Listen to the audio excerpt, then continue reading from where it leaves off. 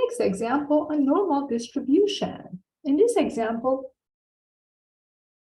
we have a survey. In a survey, the average time spent in a store is 45 minutes, with standard deviation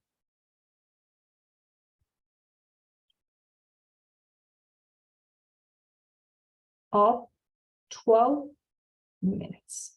So we have these pieces of information about a survey time spent in a store, okay? Now, suppose the distribution is normal. Let the distribution be normal. Find the following probabilities. First of all, find the probability that you randomly select a person in the store and that person spent less than 30 minutes in the store. Find the probability that X is less than 30 minutes. Again, the meaning of that is the probability that a random person spend less than 30 minutes in the store. So remember that here you have a normal distribution. We have a normal distribution. So what's the meaning of that? It means that, well, we can follow the normal CDF on the calculator. What is the mean? Mean is 45 minutes. Why is that? Because it says the average time spent is 45 minutes. So this is your mean with standard deviation, 12 minutes. This is my standard deviation. We just need to identify which functionality we need to use on our calculator when we're done. So since it's similar to the probability that X is less than A or the upper bound is equal to 30, we're going to go to second vars and then normal CDF. Okay, turn on your calculator, second vars, find normal CDF. You need to identify the lower limit, upper limit, mean, and standard deviation. As you remember, when X is less than A, we use a very small negative number on the left-hand side, like -10, -100, -1000, a very small negative number. This is your lower bound. The upper bound is going to be A, which is 30. Then it follows by mean, then standard deviation. So comma 45, comma 12. So lower bound, upper bound.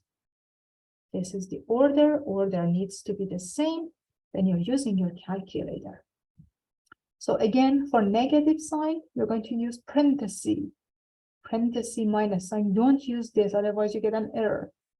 Minus 100, upper limit 30, mean is 45 minutes, and standard deviation is 12 minutes.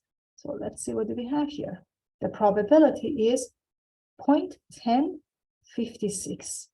So the probability that you randomly select a person and that person spends less than 30 minutes in the store is about 0.1056 or 10.56%. Part B. Suppose I ask you to find the probability that X is more than 40 minutes. So again, mathematical form, and then we need to translate this. What's the meaning of P of X larger than 40? It means that we are finding the probability that a random person spent more than. Now we changed the keyword. It was less than. Now we are moving on to more than 40 minutes in the store. Since we are using the keyword more than, so for less than, it is P of X less than A. For more than, it is P of X more than A. So we're going to go to calculator. Second bar's normal CDF is going to be the same. So probability that X is more than A, my lower bound is given 40 and more. So the minimum value is going to be 40 here. Go to second, then vars, then normal CDF, and the order. Your lower bound is 40. The minimum value is 40. So this is your lower bound. The upper bound is going to be a very large positive number, like 100, 1,000, 1,000,000. Lower bound, upper bound, the mean is 45 minutes with standard deviation 12, 45, comma 12. The order is important, everyone. Don't switch these numbers. Otherwise, you get a wrong answer. So second vars, normal CDF,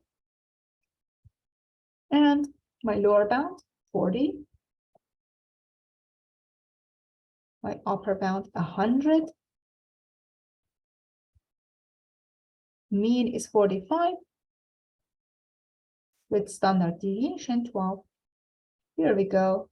The probability is 0.6615.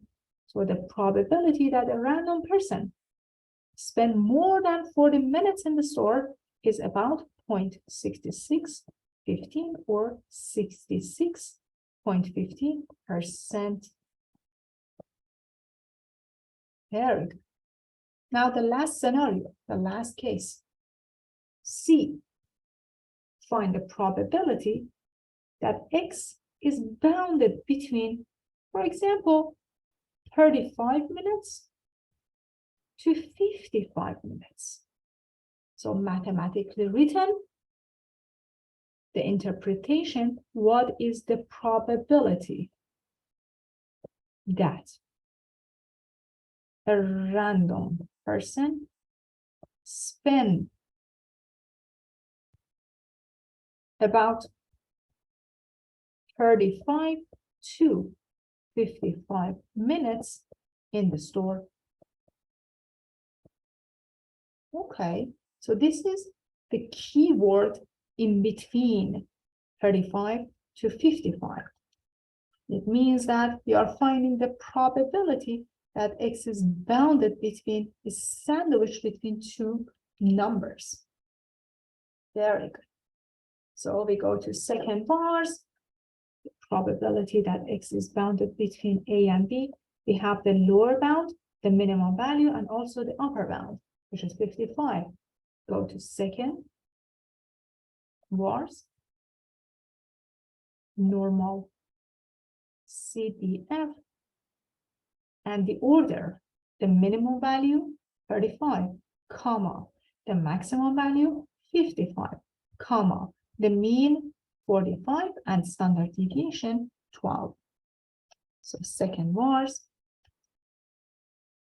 normal CDF, we have a 35 minutes, 55 minutes, 45 the average, standard deviation 12, and paste. Here we go.